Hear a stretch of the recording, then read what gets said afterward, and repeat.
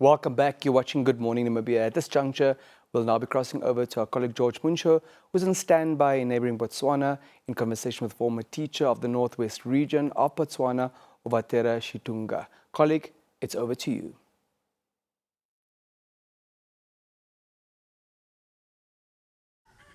Thank you very much, Denver. And of course, yes, we are here in Botswana, in Mau, in one of the regions or district here in Botswana, of course, in the town. And right now, I'm joined by Otjiherero Shitunga. She's a former teacher, and she'll be here to talk about the Botswana's language policies, of course, the education here in Botswana. Yefro, a very good morning to you. A very good morning to you, George. Yefro, let's talk about your view on, of course, Botswana's language policy when it comes to education. What is your take on that? My observation about language policy is whereby it is the introduction of teaching of indigenous languages at primary level, starting at pre-primary up to standard 2.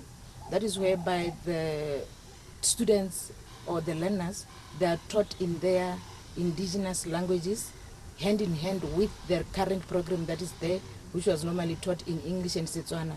And then in this, the Otjiherero and Otjimbanderu, they are among the languages that have been selected to be part of this program. So why is it important for these indigenous languages for us to be taught? The importance of the introduction of teaching of indigenous languages is one of the importance is that is preservation of the language itself.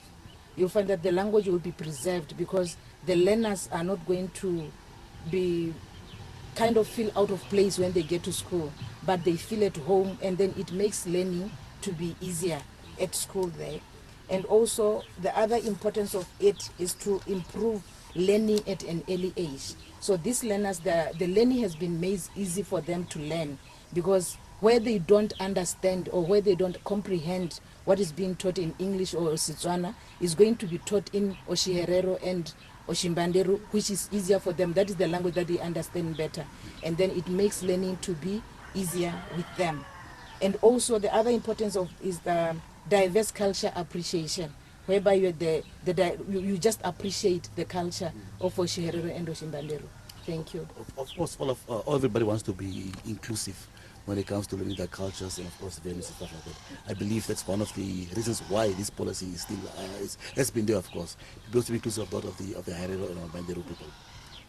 Yes, it's very important. Yeah, inclusivity yes, is very, very important. Of course. Yeah. We were talking about earlier off camera, we were talking about the comprehension, of learners learning these languages. And you of course also work professionally as a principal educational. Talk to us about that role. The things that before this introduction of teaching of indigenous level languages at an early age, there was a gap of learning among the curriculum delivery, because you'll find yourself, you'll be talking to the learner in the English or Setswana, whereby the child can end up being passive in the classroom because they don't understand the language.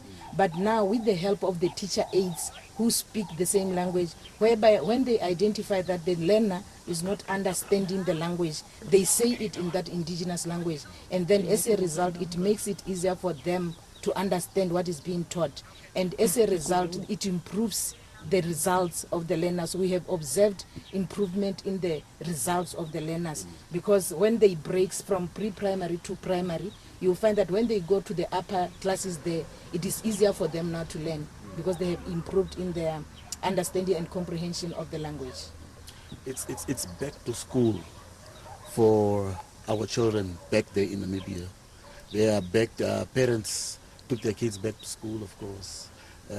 For some, of course, learners will be their first day at school. When do we expect schools to open here in Botswana? The schools are opening tomorrow. The schools in Botswana are opening tomorrow. And then another good thing about this program is that it retains the teacher.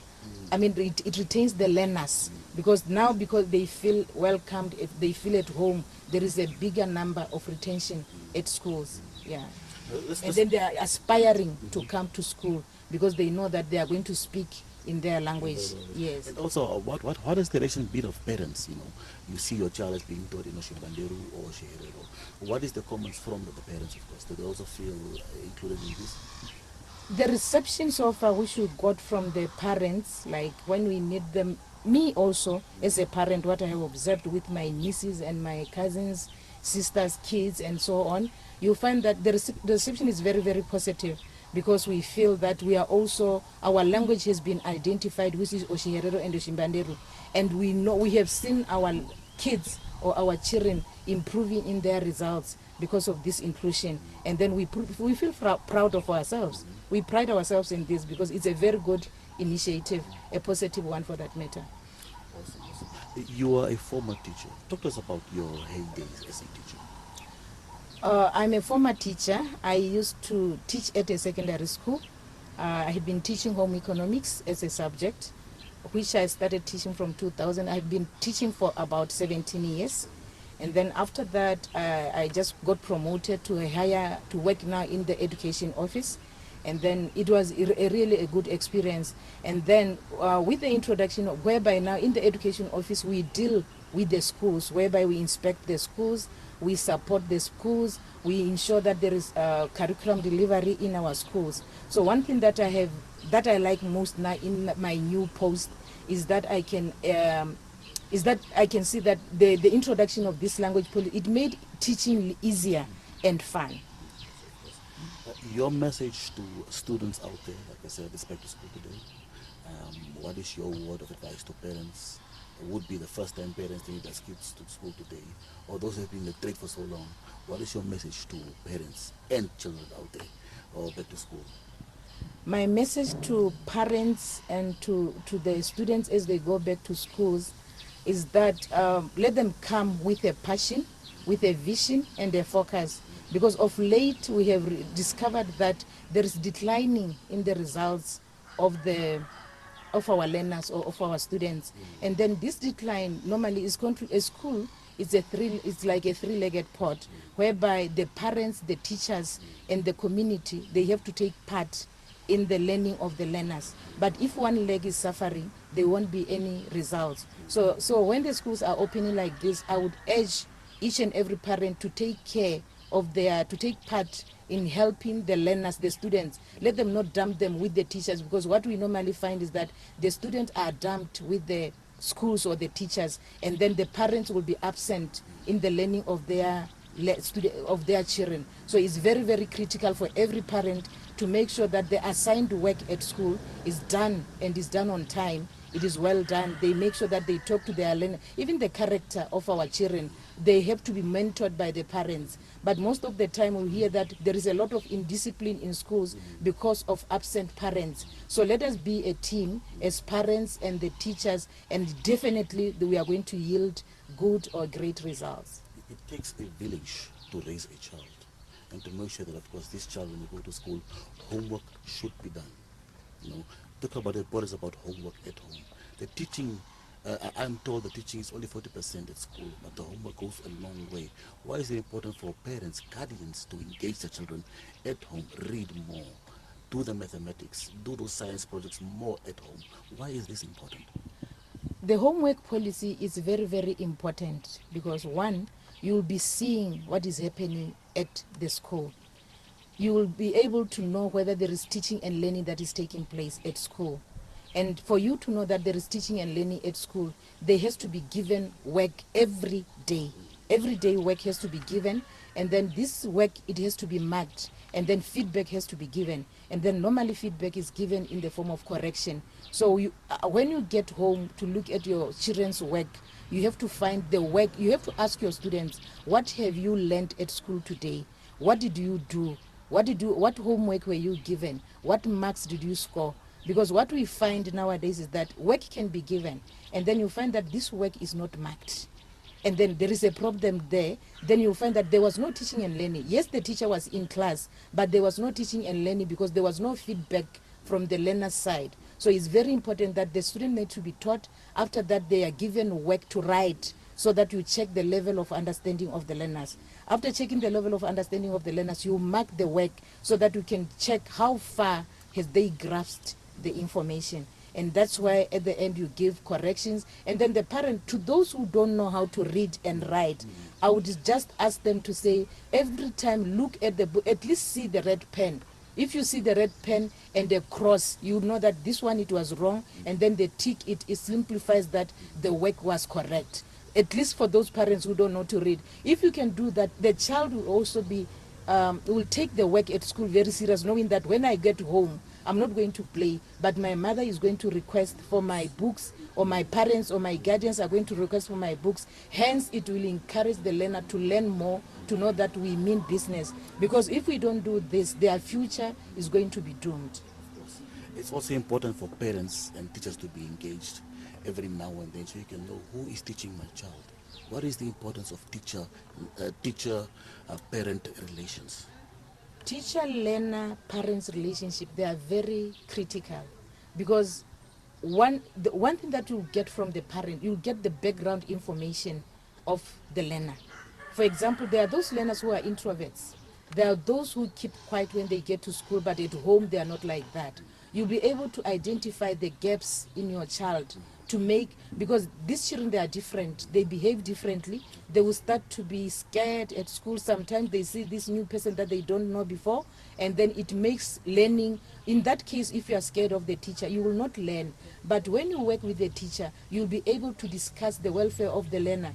Those who are challenged at home because of circumstances around their lives, you are going to learn that part, and then you are going to be able to identify this behavior, that this child is behaving in this particular character, is doing this in class because of this challenge, and it makes you to deal with that learner in a better way.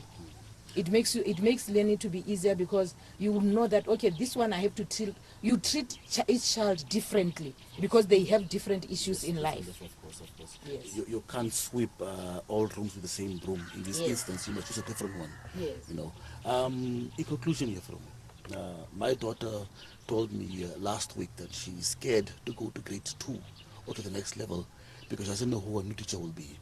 How can parents deal with this exchange of grades or new teachers for their learners? She told me she's scared. She doesn't know what the new teacher will be and if she will be harsh on her.